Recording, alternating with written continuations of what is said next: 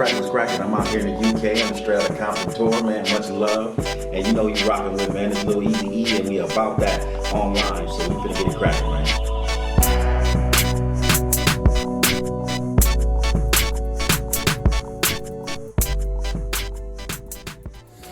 Family. So the RZA from the Wu-Tang Clan has recently weighed in his thoughts on the whole NORE SHYHEIM Wu-Tang affiliates debacle. It's safe to say we can put this to bed and put this to rest now. We want to say peace to all parties, especially the clan and Wu-Tang culture. Definitely pioneers of the game Wu-Tang. So let's check this out. This clip from I want to just go through some of these names, and you tell me, like, when the Wu-Tang Clan blew up, Shaheen the Rugged Child, Sons of Man, Killer Army. Okay, hold on, slow down. Shaheen the Rugged Child actually had a record out before Wu-Tang Clan, and Shaheen was one of the youngest people in history of hip-hop to get a record deal. He got a record deal with Virgin. He had a song. He actually pioneered a lot of the young minds who were striving to get on. So Shaheen, you know, he ended up, you know, going through the system and, you know, getting locked up and all that. But, you know, Shaheen was a dope MC. And if anything, people should respect Shaheen the same way you respect Lord Finesse. You know what I mean? Because he was 13, 14 years old with a record, a video, and and people was on his dick. Right. He was nice. I remember y'all brought him to KMEL and he was busting, and we was looking at him like, this dude is nice. Look, Shaheen's on the song with Jay-Z, Daddy Kane, and ODB, yo. I mean, I'm just saying, don't, you know. So anyway, Shaheen. Then who else you said? Sons of Man. No. I guess what I'm asking is, I mean, you put out. The question is, all these crews that started coming out.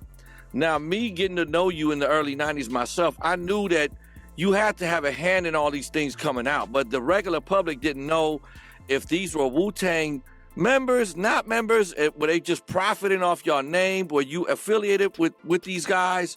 So let's go through the names, and I'll tell you. Sons of Man, that's family as well. Sons of Man, one of the members of the Sons of Man is my cousin, 62nd Assassin.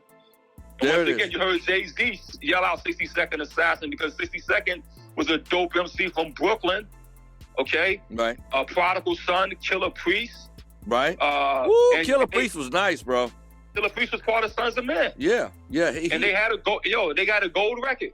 They got a record, they went out, they made a gold record. So whoever going gold is not an easy task. Right. Some of your favorite rappers never made it gold, all right? So they had a gold record, and Sons of Man, we got to give them respect because they also helped pioneer a lot of 90s hip-hop vocabulary, styles, all that. You know what I mean? I never forget when I came to L.A., my man Sam Sneed was like, yo, Prodigal Son, that boy is crazy. Right. You know what I mean? Right. So anyway. But these are all through you, right? Like, in other words, you knew this was happening, or did you stamp these? Sons of Man was signed to Wu-Tang Records. Okay. Shaheen was my student. He used to be in my crib, you know, stealing my rhymes before he started writing this rhyme. So Shaheen is family. Him and my little brother, Ninth Prince. So Ninth Prince is part of Killer Army. Killer Army, another group that came out on Wu-Tang Records. Right. So, you know, they didn't make a gold album, but they definitely sold about 300,000-400,000 copies. Very profitable. It was Ninth Prince, Killer Sin, Don Pacino, and Shogun the Assassin. Yeah, they were signed to my label. They was representing. Dope, man. So I'm gonna go through these. So Killer Army, you explained. Ninth Prince, you explained. Law the Dark Man, Royal Fam, and Wu-Syndicate. Okay, Law the Dark Man was connected to my brother Tyrese, right? So I think Law came from Sacramento, but Law was kind of more rolling with Raekwon's team. You know what I mean? Gotcha. But he was signed to Wu-Tang Production as well. Royal Fam and Wu-Syndicate. Okay, Royal Fam out of Brooklyn. So Royal Fam is an interesting story. That's Timbo King. So Timbo King is an MC. Timbo King and Dreddy Kruger. So Dreddy was Jizza's team. I signed Royal Fam to Wu-Tang Records as well. Timbo King was actually a battle MC master. Used to go through New York eating MCs up. All right, ate up a lot of MCs. He didn't eat me up. I ate him up. All right, and we became friends. But I ate his ass up. But I seen him battle so many MCs and bodied them.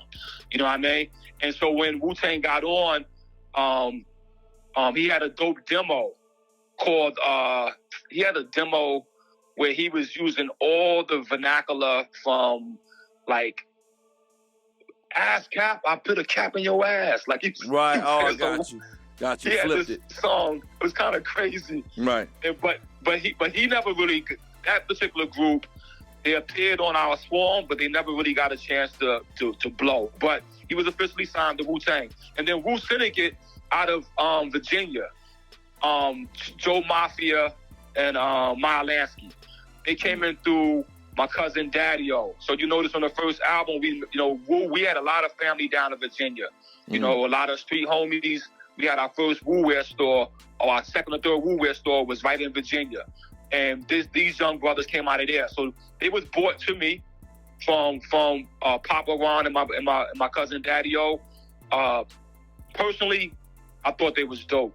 I thought they had a big future. Right. I think what happened with them is they got kind of caught up in the web before they got a chance to shine. You know what I mean? Sometimes that happens. You know, you get a record deal, and you kind of get up there too fast before you even get what you're supposed to get. But they was officially signed to Wu-Tang Records too, yo. So yeah, man. I mean, it seemed like you made it, RZA, and you were willing to help the guys that were asking for help. Is what it seemed like. Because I've known you for years, man, and I know that you travel the world too, man. And we were talking about it one time. I was just thinking, man, you just make the Wu-Tang worldwide at this point, bro. Because I'm sure every country you go to, people hand you demos, and some of these cats gotta be. Now, I remember you told me a story. You were in Australia, and everywhere you went, you were like, man, there was some nice dudes out there, man. So going back in time, like now, more people: Yellow Jackets, Black Knights, American Cream Team, Brooklyn Zoo, CCF Division. I mean, dude, I'm looking at this list of. I just went through my record collection because when I saw this on IG. When it kind of was like, they don't know the story and they're kind of making fun of it in a sense. I'm like, bro, y'all don't know what this man had to go through to put these dudes on. You know what's so funny about it, Tech? Let me just say this real quick. Yeah. And, people can make jokes because, if you're talking about drink champs, first of all, they drinking and then we talking, right? Yeah. So, I know. They're a little drunk. I know. Look, and Nore's my man. I love Nore, him, Capone, their whole team out there. The difference is like, for us, right? When Wu-Tang, before we got on, we were street dudes, you know what I mean? Going through the streets, dealing with it, 7 out of 9 is got felon.